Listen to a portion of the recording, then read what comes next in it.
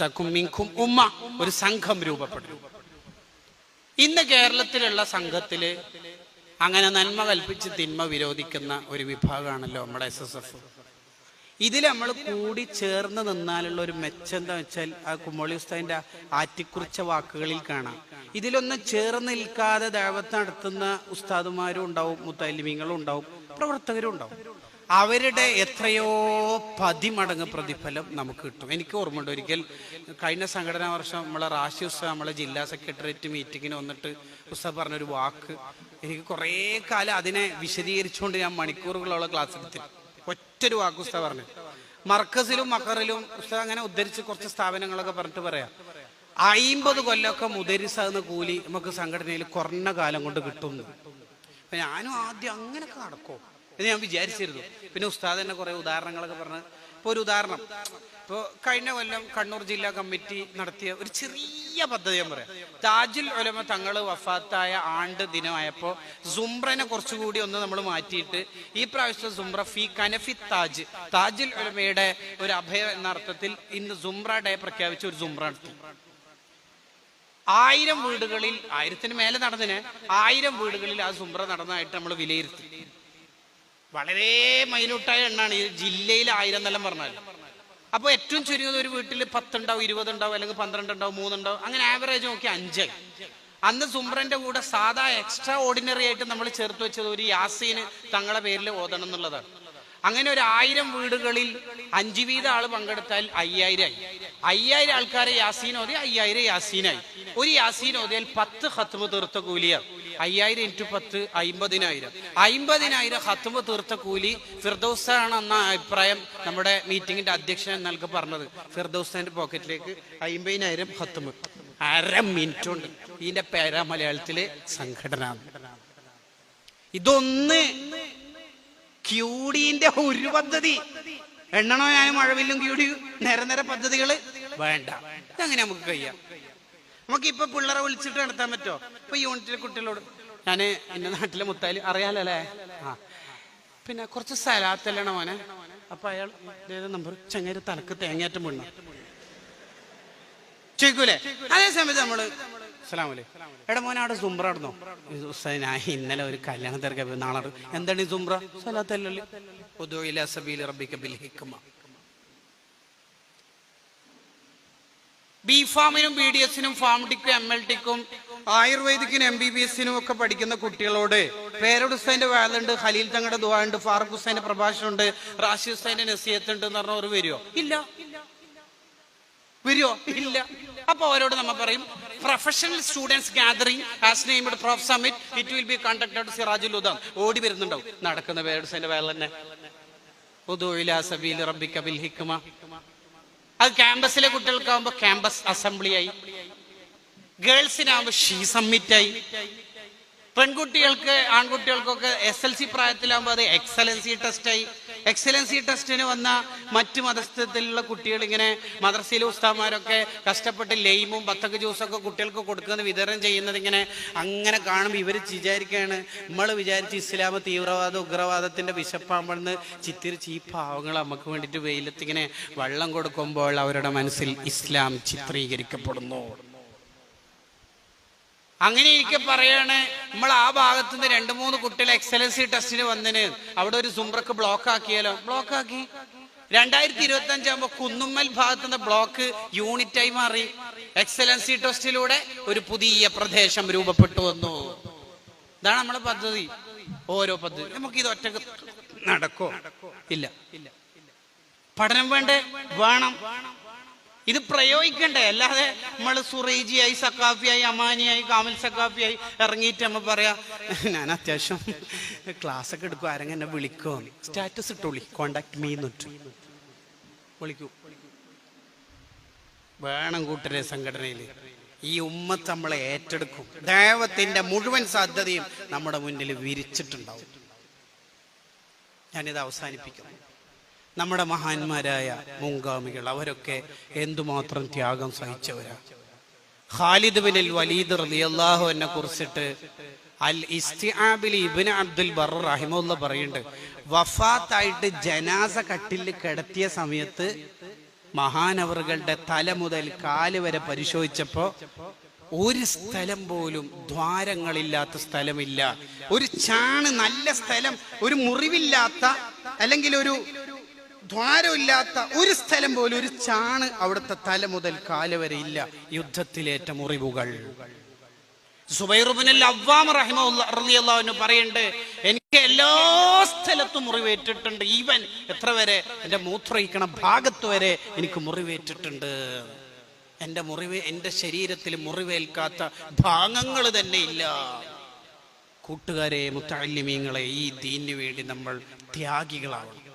എത്ര സ്ഥാപനങ്ങളിൽ നിന്ന് മുത്തഅല്ലിമീങ്ങൾ മരണപ്പെട്ടു പോയിട്ടുണ്ട്.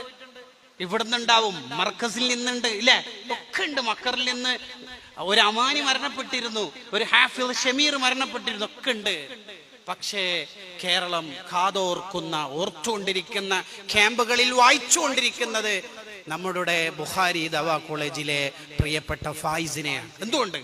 അവൻ SSF-കാരനാണ്, മുത്തഅല്ലിമാണ് എന്ന ജാമ്യയാണെങ്കിൽ എല്ലാവരും ഓർക്കപ്പെടുന്നായിരുന്നു പേര് ഫായിസ്.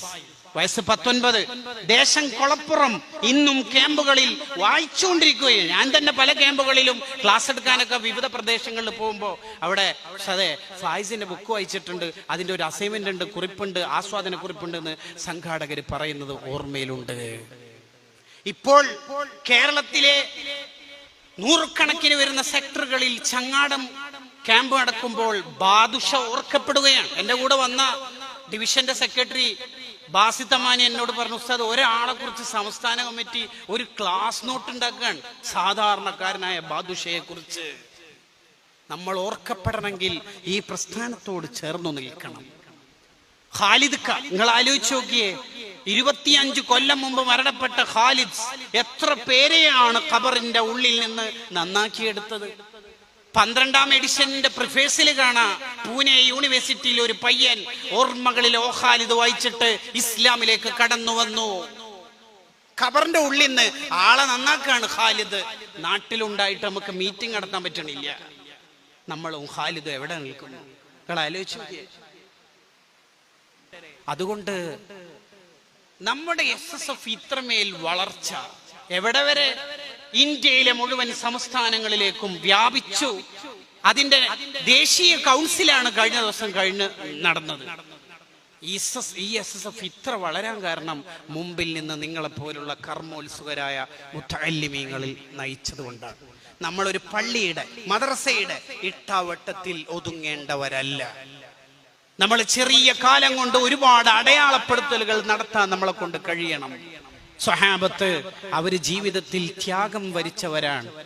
മഹബത്ത്, നമ്മൾ പറയും പുതിയ കാലത്ത് മഹബത്ത് വിവിധ മോഡലുകളിൽ വരുന്ന ഒരു കാലാണ്. വിവിധ മോഡലാ മഹബത്ത്. ഓരോരാൾക്ക് എന്താണോ അഭിരുചി അത് മഹബത്താകുക. എനിക്ക് പ്രഭാഷണമാണ് അഭിരുചി എങ്കിൽ പ്രഭാഷണം മഹബത്ത്. എനിക്ക് പാട്ടാണ് ടേസ്റ്റ് എങ്കിൽ അത് മഹബത്താകുന്ന കാലം. മഹബത്ത് എന്ന് പറഞ്ഞാൽ എന്താ? മുത്തുനബി തങ്ങൾക്ക് നമ്മൾ എന്ത് ചെയ്യലാണോ ഇഷ്ടം അതിന്റെ പേരാവണം മഹബത്ത്. ഉമർ തങ്ങൾ വഫാത്തിന്റെ നേരത്ത് മകനെ വിളിച്ചിട്ട് ചോദിക്കുന്നുണ്ട്, മോനെ ഒന്ന് ആയിഷ ബീവിന്റെ അടുത്ത് പോയിട്ട് പെർമിഷൻ വാങ്ങോ, ആ കണ്ടുവച്ച റൗലന്റെ ഇപ്പുറത്തുള്ള സ്ഥലം എനിക്ക് വിട്ടുതരാൻ. ഉമർ തങ്ങളുടെ മോൻ അബ്ദുല്ലാഹിബിൻ ഉമർ തങ്ങൾ പോയി ചോദിക്കുന്നുണ്ട് ആയിഷ ബീവിനോട്. ആയിഷ ബീവി അന്നൊരു തീരുമാനം, ഒരു മുഹിബായ ഉമർ തങ്ങൾ ചോദിക്കുന്നു, ആ സ്ഥലം, ഞാനൊരു മുഹിബ് തന്നെയല്ലേ, ആ സ്ഥലം കൊതിച്ചതാണ്, എന്തായിരിക്കും മെഹബൂബിനിഷ്ടം? മെഹബൂബിനിഷ്ടം ഈ മുഹിബിന് കൊടുക്കലായിരിക്കും. അവിടെ കടന്നോളി, ഞാൻ ജന്നത്തുൽ ബഖയിലേക്ക് താമസം മാറാം. മഹബത്ത്, ഇതിന്റെ വേറെ മഹബത്ത്. നമ്മൾ എന്ത് ചെയ്യലായിരിക്കും മഹബത്ത്? മുത്തുനബി തങ്ങളുടെ ഉമ്മത്തിന് ഖിദ്മത്ത് ചെയ്യലായിരിക്കും മഹബത്ത്. അല്ലാതെ നമ്മൾ ഒറ്റയാനായി നിൽക്കേണ്ടവരല്ല, ഒരു ഇട്ടാവട്ടത്തിൽ ഒതുങ്ങേണ്ടവരല്ല നമ്മൾ. അല്ലെങ്കിൽ നിങ്ങൾ ആലോചിച്ച് നോക്കിയേ, മുത്തുനബി സല്ലല്ലാഹു അലൈഹി വസല്ലം തങ്ങളുടെ മുഖം നോക്കിയിരിക്കുക എന്ന് പറഞ്ഞാൽ അതിനേക്കാൾ ഫളിൽ എന്താ ഉള്ളത്? ആ സന്നിധിയിൽ നിന്നല്ലേ യമനിലേക്ക് പറന്നത്. മോനെ, നീ തിരിച്ചു വരുമ്പോൾ എന്റെ ഖബറിന്റെ അടുത്തൂടെ ആയിരിക്കും വരിക. പോയില്ലേ മുഅദ് ബിൻ ജബൽ തങ്ങള്? 1,50,000 സ്വഹാബത്തില് ജന്നത്ത് അവസാനത്തെ ഹജ്ജത്തുൽ വിദാഇൽ 1,24,000 സ്വഹാബത്ത് ഉണ്ടായിരുന്നു. 10,000-ൽ താഴെ സ്വഹാബത്ത് ജന്നത്തുൽ ബഖയിലും ജന്നത്തുൽ മുഅല്ലയിലും കിടക്കുന്നുള്ളൂ. ബാക്കിയുള്ളവരെവിടെ? അത് ഇവിടുന്ന് തന്നെയല്ലേ നമ്മൾ പാടിയത്, ദേശങ്ങൾ തേടി എന്ന പാട്ട്. ആ പാട്ടിനെ നമ്മൾ ആസ്വദിക്കണം. ആസ്വാദനം മാത്രം പോരാ, നമ്മൾ ദേശങ്ങൾ തേടി ദീന് പ്രചരിപ്പിച്ചുകൊണ്ടിരിക്കണം. മുത്തനബി സല്ലല്ലാഹു അലൈഹി വസല്ലം തങ്ങളുടെ ഏറ്റവും ഇഷ്ടക്കാരായ 2 പേർ ഈ ലോകത്തുനിന്ന് വിട പറഞ്ഞ ഘട്ടം ആമുൽ ഹുസ്ൻ. അതിലൊന്ന് ഖദീജ ഉമ്മയാണ്. ആരാണ് ഖദീജ ഉമ്മ? നബി തങ്ങളുടെ താങ്ങും തണലുമാണ് ഖദീജ ഉമ്മ. പല ഭാര്യമാരും മഹദിയുടെ വഫാത്തിന് ശേഷം ചോദിക്കുന്നുണ്ട്, എന്തിനാ ഇങ്ങനെയൊക്കെ മഹദിയെ കുറിച്ച് പറയണത്? മാ ഹാദിഹി ഇല്ലാ അജൂസത്തുൻ മിൻ അജായിസി ഖുറൈശ്. ഒരു വയസ്സത്തി പെണ്ണുങ്ങൾ എന്നല്ലാതെ ഔട്ട്സ്റ്റാൻഡിങ് ക്വാളിറ്റി വല്ലതുണ്ടോ? അതിന് തങ്ങളുടെ മുഖം ചുവന്ന് തൊടുത്തു. എന്നിട്ട് പറയുന്ന ഒരു വാക്കുണ്ട്, നിങ്ങൾ 9 ആള് കൂടിയാലും എന്റെ ഖദീജ ഔല. എന്റെ ജനത എന്നെ സാഹിർ കളിയാക്കിയിരുന്നു, എനിക്ക് വേദനയില്ല. എന്നെ പാട്ടുകാരൻ എന്ന് പറഞ്ഞ് പരിഹസിച്ചിരുന്നു, ഞാൻ വിഷമിച്ചില്ല. പണമില്ലെന്ന് പറഞ്ഞ് കളിയാക്കിയപ്പോൾ, 5 പൈസക്ക് വകയില്ലാത്ത പാപ്പറാണെന്ന് പറഞ്ഞപ്പോൾ എന്റെ മനസ്സൊന്ന് പൊള്ളിപ്പോയിരുന്നു. ആ ഘട്ടത്തിൽ തങ്ങള് വളരെ വിഷമിച്ച് വീട്ടിലേക്ക് വരുമ്പോ ഖദീജ ബീവി ചോദിക്കുന്നുണ്ട്, മുത്ത് തങ്ങൾക്ക് എന്തോ പ്രയാസം ഉണ്ടല്ലോ മുഖത്ത്, എന്താണ് പറ്റിയത്? പറയണം. അവരിങ്ങനെ പറഞ്ഞു പരിഹസിച്ചു. ആ പറഞ്ഞതിനാണോ? എന്റെ അടുത്ത് എന്തെല്ലൊക്കെ സ്വത്തുണ്ട് നബിയെ, മക്ക മദീന വാങ്ങാൻ മാത്രം സ്വത്തുണ്ട്, അത് മുഴുവനും തങ്ങൾക്ക് ഈ നിമിഷം. ഇനി ആ വാക്ക് അവര് പറഞ്ഞു പോകാൻ പാടില്ല.